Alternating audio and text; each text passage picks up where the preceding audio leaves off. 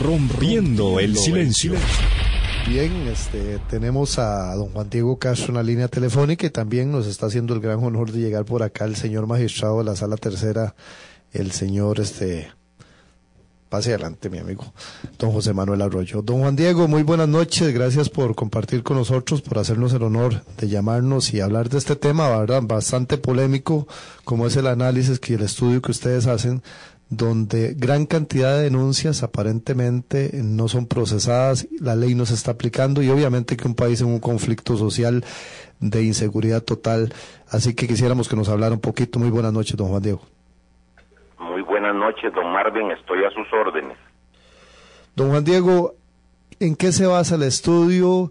¿Qué es lo que puede estar fallando? Doña Laura, usted lo decía inclusive en las noticias, bueno, ha tenido mucho tiempo para empezar a pensar en cómo solucionar el problema de la delincuencia, no se está aplicando la ley, algunos jueces tienen algún criterio diferente a otros y tenemos números importantísimos, por ejemplo, que ustedes destacan, 231.178 personas fueron víctimas de algún delito y solo el 4.9% recibieron castigo. En el año 98, 246 denuncias por día, en el 2009, 663, es la tasa más alta de la historia judicial, como usted bien lo dice.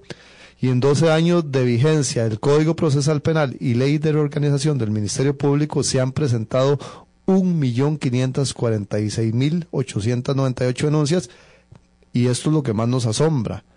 Las condenas representan un 3% y las sentencias un 5%. Háblenos un poquito de todo eso porque realmente ha generado bastante escándalo en nuestro país. La idea del impunómetro no es generar escándalo ni mucho menos. El impunómetro es un trabajo que venimos haciendo en Jurisis Victimología desde hace 5 años, analizando el nefasto impacto del Código Procesal Penal redactado por el señor magistrado José Manuel Arroyo, el señor magistrado Luis Paulino Mora y el señor exfiscal general Francisco Dalanese. Cuando podamos escribir la historia procesal de Costa Rica, este código quedará marcado con claridad como una de las peores leyes y motores fundamentales de la impunidad en este país. El Código Procesal Penal ha sido tan malo y tan mal redactado y sus consecuencias han sido tales que han tenido ahora que inventarse una ley de apelaciones que va a provocar el colapso del sistema penal costarricense cuando dentro de pocos meses todos los condenados empiecen a cuestionar los fallos. El Código Procesal Penal lo que ha representado es ni más ni menos el desprecio profundo de los derechos de las víctimas. A las víctimas se les sigue tratando en este país y desde 1998, a pesar de la oportunidad que tuvieron estos señores de la Corte de hacer una buena ley, como los invitados de piedra en el proceso penal. Pequeñas reformas se lograron en la legislatura anterior, pero el caos es tan grande en la Administración de Justicia Penal, en el Ministerio Público y en la Policía Judicial, con inventos tan absurdos como la dirección funcional de la policía, cuando hay anécdotas que son absolutamente ridículas, de fiscales recién nombrados sin ninguna experiencia, como por ejemplo cuando apareció el cadáver de la chiquita Katia Vanessa asesinada por un tipo que era la segunda vez que mataba a una niña, la fiscal a cargo de esa investigación echó de la escena del sitio ni más ni menos que al director del OIJ, don Jorge Rojas. Pero vamos con las pruebas al caso. ¿De qué ha servido este Código Procesal Penal si los índices de impunidad que ha tenido Costa Rica siguen incrementándose aceleradamente? Me llama mucho la atención que la Sala Tercera, la Comisión de Derechos Penales, el magistrado Arroyo y toda la Corte guarde silencio frente a estos números. Qué bueno que se abre una oportunidad para poder decirle al país con números en la mano y con claridad qué es lo que está pasando. ¿Cuánto nos cuesta a los costarricenses la Administración de Justicia Penal que de cada 100 ladrones deja 98 sin que les pase nada, que de cada 100 violadores deja 88 que les pase nada, que de cada 100 homicidas hay 60 a los que no les pasa nada. ¿Cómo se ha disparado la infracción a la ley de psicotrópicos y la respuesta judicial es nula? Yo creo que los políticos del Poder Judicial, como el licenciado Arroyo, que tiene una larga carrera política como magistrado, no solo debe rendir cuentas en el año judicial, sino que tiene que hablar claro y decirle a los costarricenses qué es lo que está pasando allá adentro. Porque para los señores magistrados, con carro con vidrios polarizados, con nueva caseta de guardas que les cuide la entrada del garaje, con protección permanente en los edificios en que trabajan, es muy sencillo decir que hay que estar velando por el ultragarantismo. Pero también le lanzo ya al magistrado Arroyo una pregunta en público y se la voy a poner por escrito mañana para que le llegue a su escritorio. Don José Manuel, ¿qué ha hecho usted con el sucio negocio de las consultorías en el Poder Judicial? Don José Manuel, usted sabe que desde hace años hay funcionarios del Poder Judicial que cobran consultorías en el extranjero, como por ejemplo el doctor Chirino, uno de sus candidatos para ser magistrado de la Sala Tercera, y que la Corte no ha hecho nada, y que este señor dijo en una comisión legislativa que él no tenía ni siquiera por qué declarar los miles de dólares que se ganaba en el extranjero porque no tenía que tributarlos en Costa Rica. ¿Qué ha hecho usted, don José Manuel, para que se investigue este chorizo de las consultorías que muchos altos funcionarios de la Corte están haciendo? ¿Por qué el señor Dalanese no investigó las consultorías? ¿O es que es lícito que un funcionario judicial salga del país con permisitos y vacaciones ganando dedicación exclusiva? ¿Qué es lo que pasa?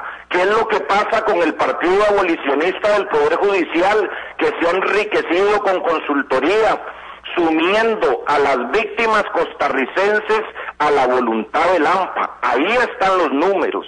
Que la discusión se abra y que también quienes están en el Poder Judicial den la cara y le digan a los costarricenses en qué se gastan tantos miles de millones de colones, mientras unos pocos hacen consultorías y nadie los toca, porque son las vacas sagradas del Poder Judicial. Ya va siendo hora de que la gente en este país sepa lo que pasa allá adentro. Ahí están los números. Realmente el pueblo costarricense tiene que saber que se desperdician sus recursos para alcahuetear a un montón de atorrantes, pero mientras no se dé el ejemplo dentro de la Corte, cortando por lo sano, señalando quiénes son esos que salen a escondidas a hacer consultorías, quiénes son esos ahora que hay llamadas a los políticos para que la gente que ha escogido el magistrado Arroyo sea quien va a ir de magistrada, que por qué se escogen así a los magistrados suplentes, por qué no se democratiza la administración de justicia penal y se defiende como corresponde a la sociedad costarricense y a las víctimas de este país. No hay que perseguir nada más a los poderosos, no hay que perseguir nada más a los corruptos, hay que señalar y perseguir también a los asesinos, a los violadores y a los ladrones que tienen a este pueblo en vilo poniendo a las víctimas todos los días, porque no todos los costarricenses tienen un chofer, un carro con vidrios polarizados y guardas en todas las entradas de sus oficinas. Ahí están los números, don Marvin, ahí están las estadísticas, ahí está la prueba de que la administración de justicia está colapsada y que el verticalismo y el favoritismo y la argolla que se enriquece en la Corte con consultorías tiene que salir y dar la cara. Don Juan Diego, bueno, lamentablemente don José Manuel Arroyo abandonó la cabina. Apenas mencionó usted el nombre de él, se levantó y salió y se fue. No sé si nos está escuchando, probablemente si nos escucha desde su vehículo, y en cualquier momento también le damos la oportunidad para que él se refiera al tema. Usted le ha lanzado preguntas importantes que obviamente nos hubiese interesado muchísimo poder haber escuchado. Yo a él le dije que usted iba a participar vía telefónica y pues vino y se presentó, pero al escuchar tal vez lo que usted manifestaba, en algo le molestó y se levantó y se retiró. El 22-22-40-42 en el que está don Juan Diego, y el 22-22-66-30 es en el que podría don José Manuel Arroyo pues llamarnos para que también pueda referirse a los cuestionamientos que hace el licenciado Juan Diego Castro.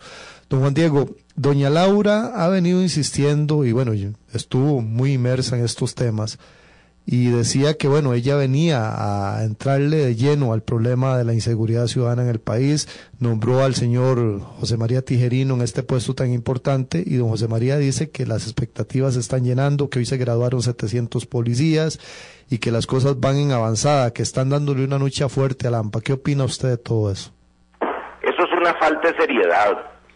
Doña Laura se lanzó a la candidatura presidencial brindando una medalla en su solapa de 15 años de experiencia y de ser una experta en seguridad ciudadana. Así fue hace 4 años. El señor Arias Sánchez, que nos dijo que tenía 1000 capitanes para el buque de la patria. No quedó ni un marinero. Nos entregaron al AMPA, nos entregaron a la mafia, y ellos son los privilegiados que no tienen que preocuparse que les asalten, que les roben el celular, que les maten un hijo, que les violen una hija, porque tienen la suficiente protección y seguridad para que eso no acaezca. ¿Cómo es posible que un ministro de seguridad se tome 100 días de trabajo de escritorio con el aplauso y la venia de sus ex clientes del diario La Nación, que lo protegen y que lo levantan y que ni siquiera lo critican? ¿Cómo es posible que un señor que fue fiscal general, que fue consultor internacional como doña Laura, ni siquiera tenga que decirle a este país, sino que de vez en cuando sale ahí con una pequeña cosa y una página en La Nación donde lo aplauden? El pueblo costarricense es el que pone los muertos, no son los políticos, no son los ministros, no son los diputados, no son los magistrados. Es la sociedad civil la que está poniendo los muertos por un celular, por unas tenis. Y aquí lo que hubo en los últimos 7 años fue la persecución a los políticos. Con razón o sin razón, no los defiendo, pero el fiscal general y la Corte se olvidó de todos los ladrones que le hacen la vida imposible a los costarricenses. Con ese cuentico de las medidas alternativas y de la prisión preventiva y todos los huequitos y trucos que hay para que nadie vaya a la cárcel, el país hoy está en manos del AMPA.